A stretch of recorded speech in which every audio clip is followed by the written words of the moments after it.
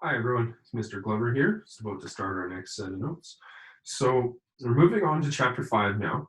The last chapter we talked about was on combinatorics. So it was about the number of ways to order things, or the number of ways to arrange things, or the number of ways to make choices.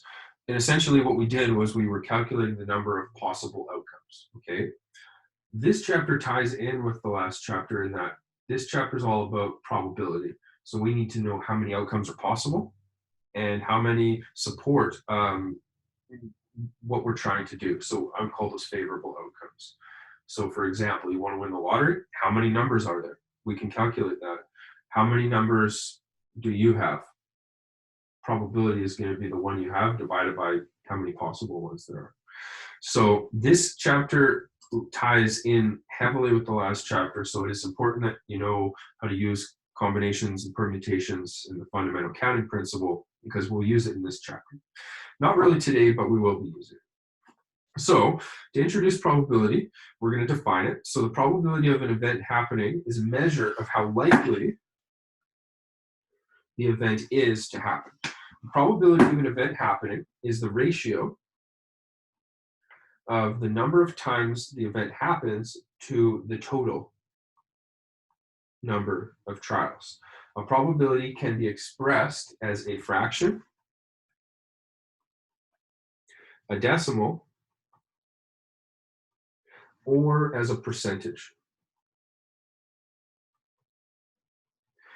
For example, probability equals the number of favorable outcomes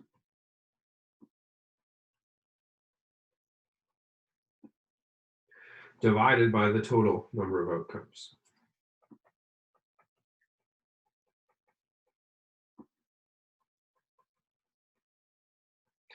And if you know how many are favorable and how many total there are, then calculating probability is not that bad to do.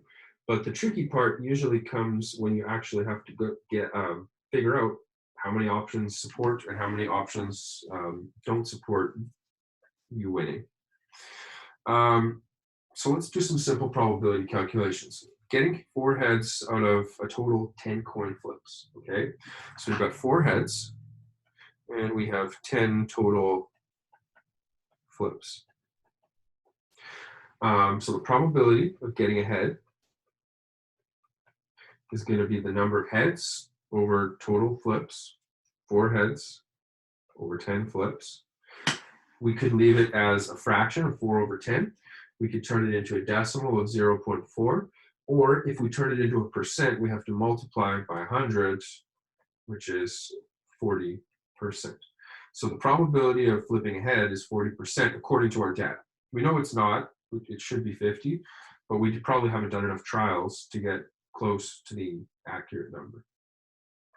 Rolling a 2 4 times out of 20 rolls. Okay, well, there's 4 2s. And there's 20 rolls. So the probability of rolling a 2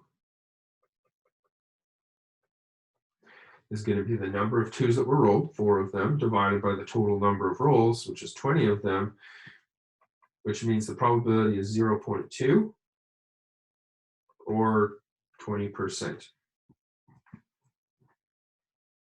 And again, that doesn't really check out because there's 6 sides to a dice, and if every side is equal, 20% would exceed 100% odds.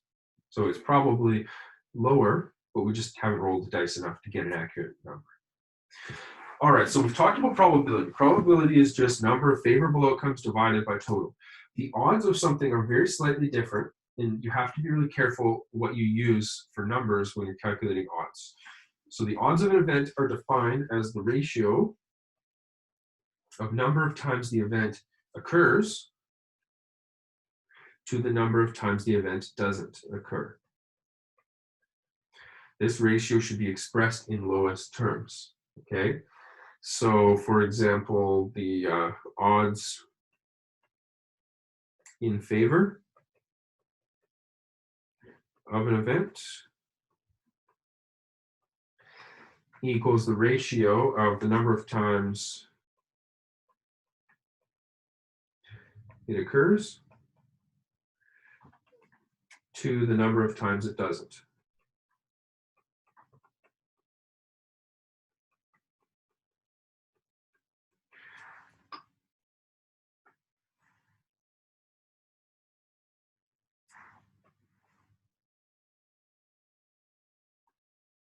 So, for example, the last question we just did, 20 rolls, 4 of them were 2s. In this particular question, that would mean 4 were 2s and 16 were something else. So the odds of rolling a 2 would be 4 to 16. The odds against rolling a 2 would be 16 to 4. Okay, so you can't just use the total number of outcomes or your odds will be all messed up. That's the big difference. Odds in favor, ratio of the probability that an event will occur to the probability it doesn't, and the odds against are the ratio of the probability that an event will not occur to the probability that it does. So basically, odds in favor are the favorable on the left to the non-favored. Odds against, the number of times it doesn't happen goes on the left, and the number of times it does go on the right. So it's just switching what goes on what side. So Carter flips a coin 20 times. He gets 8 heads and 12 tails. What are the odds in favor of flipping a head? Okay, so the odds in favor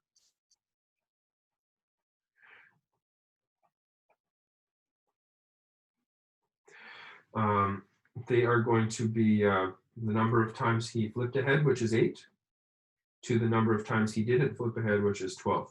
That's the odds, 8 to 12. You then have to write this in lowest terms. So we can divide by, we could divide by 2, and we could make it 4 to 6, but we could also divide by 3. We could write it as 2 to 3. So the odds of getting ahead are 2 to 3. What are the odds against flipping ahead? Well, this time it's just the opposite order, so it's 12 to 8, and if we write it in lowest terms, it's 3 to 2. Compare this to the probability. If we ask the probability of him flipping ahead, it would be 8 divided by the total number, which is 20 flips. The odds against would be 12 divided by 20. So it's a little bit different, but it's almost the same idea. And you've just got to make sure that you spend the time reading the question carefully, because you could easily give odds when you're asked for probability or vice versa. All right, Emma holds all the hearts in the deck of cards in her hands. She asks Andrew to pick one card from her hand.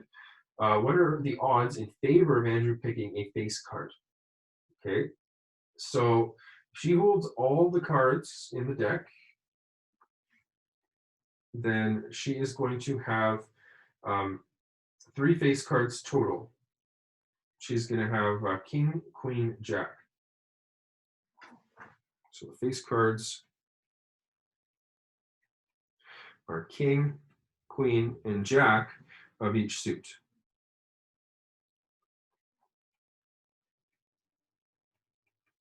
So there's 3 per suit, which means there's going to be 12 total face cards in the deck.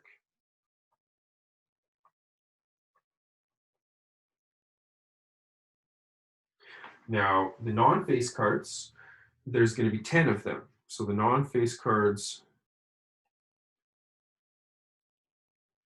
there's going to be ace through 10, which is 10 per suit, which means there's going to be 40 total in the deck. All right. So what are the odds of Andrew picking a face card? So the odds for they are going to be the number of face cards that he could choose, which is 12, to the number of non-face cards he could choose, which is 40. We can then write this in lowest terms. We can divide each of these by 4, and this becomes 3 to 10. So a way of thinking about what this means is for every 3 times he picks a face card, he should have picked 10 non-face cards, statistically speaking. All right, Kaylee has taken 34 shootouts in her hockey career. She's scored a total of 14 times these attempts. What is the probability that Kaylee will score a shootout attempt? Okay, so probability. This is important because probability is not the same as odds. Probability of getting or scoring on a shootout, so the probability of scoring is simply the number of goals divided by the total attempts. Number of goals over total shots. So she is going to score 14 times out of 34 attempts, which means she has a probability of scoring of 0.41 or 41% probability. Okay, what are the odds in favor of her scoring? Well, she scored 14 goals. If she has 34 shots, 34 minus 14 means she has 20 misses. So the odds for are going to be 14 to 20, which in lowest terms is 7 to 10. So a very slight difference in the wording of the question, probability versus odds in favor, means that you get a very different answer, 41% versus 7 to 10. You just have to read the question carefully and make sure that you're doing the right thing. We can use probabilities to determine odds and vice versa. So the probability of an expected mother having twins is 1 in 32. That means probability of twins equals 1 over 32, which means that you have one case of twins in 32 children.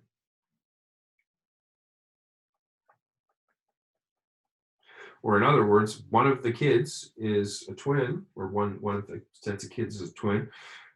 31 of them are not.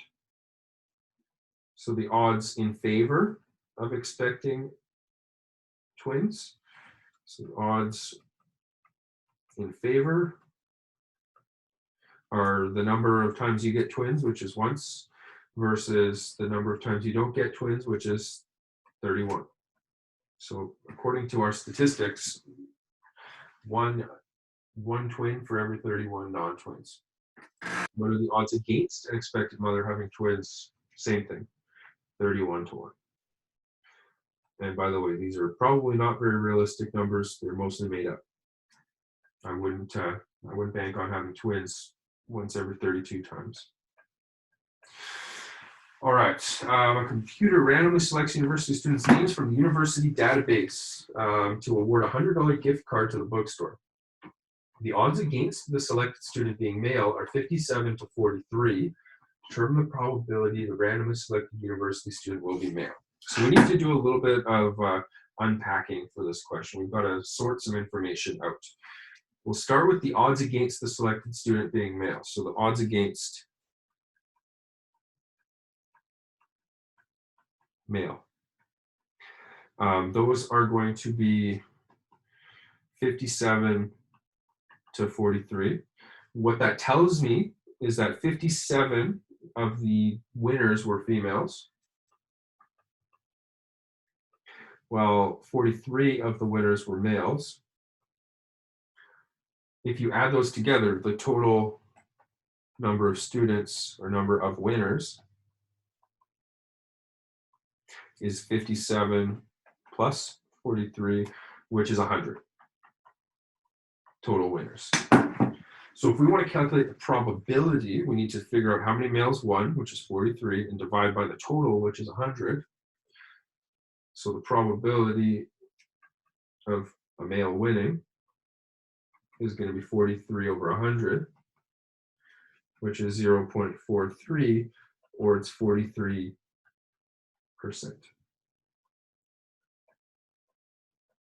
So by being careful about reading the questions and writing out the information we have, we can go between a probability and an odd, but we need to know what the context is, and we need to be able to figure out how many possible outcomes support a certain thing, like how many are male, and how many total we have,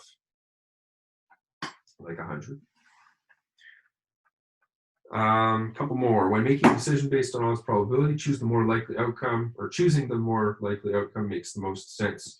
The Edmonton Oilers are in a shootout and need to score to win the game. They have to choose between McDavid and Draisaitl. The coach decides to use his shootout records to make a decision. So McDavid has taken 6 shots and he scored 4 goals. So for McDavid, the probability of a goal, or maybe I'll say goal, is going to be the number of goals, which is 4, divided by the total attempts, which is 6. Which means McDavid has a 66% chance of scoring a goal.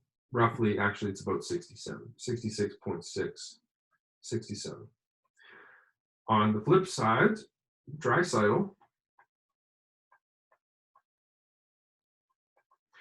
the probability of him getting a goal is the number of goals, which is 2, divided by the number of attempts, which is 5.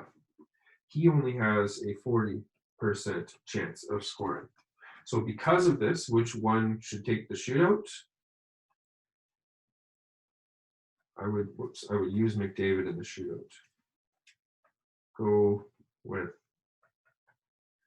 McDavid.